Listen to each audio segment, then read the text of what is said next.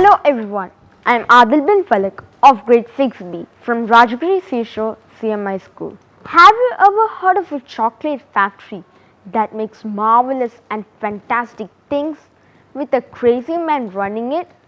Well, Charlie and the Chocolate Factory is the book that does all of this.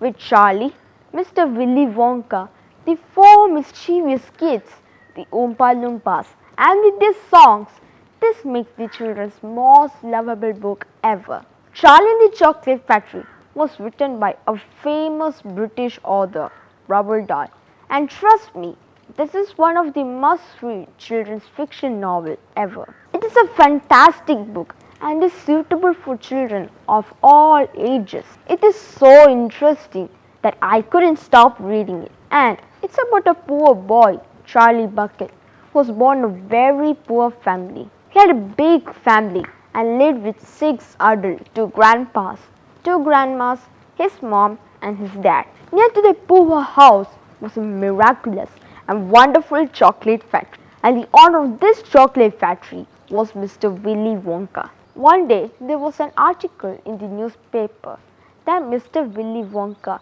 put golden tickets in 5 chocolate bars, and the 5 lucky winners will get the chance to explore Mr. Willy Wonka's mysterious chocolate factory and chocolates to last a lifetime. Charlie's luck gave him the chance to explore Mr. Willy Wonka's chocolate factory. Wow, that's exciting, right? The 4 other mischievous kids, they are Augustus Gloop, who's a greedy boy. Verissa Salt was spoiled by her parents. Violet Beauregard was a bubblegum chewer, and Mike TV, who was a TV editor.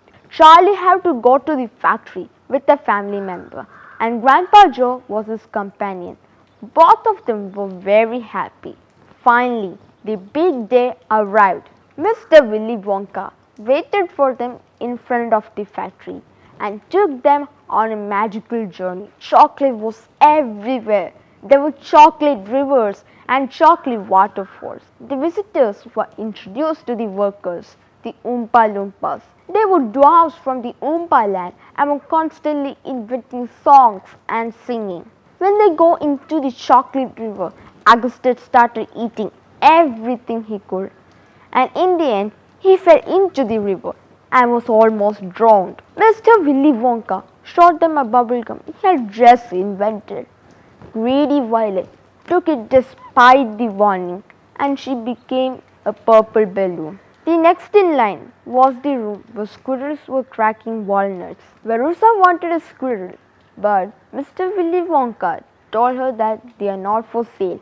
Verissa got angry, and then she opened the big glass door.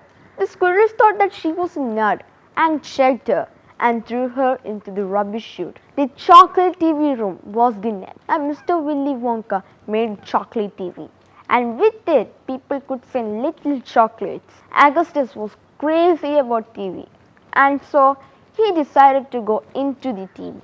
In the end, he became as small as the TV people. He was so small that he could sit on a palm of a hand.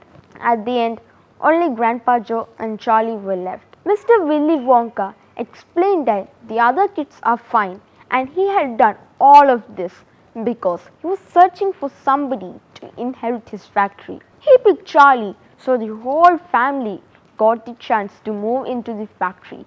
They'll never be cold or hungry ever again. Charlie and the Chocolate Factory, written by Roald Dahl, is one of the best books I have ever read. The story and the characters both will grasp you till the very end of this book. So go and pick this book if you want to enjoy a funny, interesting classic. At the end, I would like to tell you that it is a gemstone at the world of storybooks.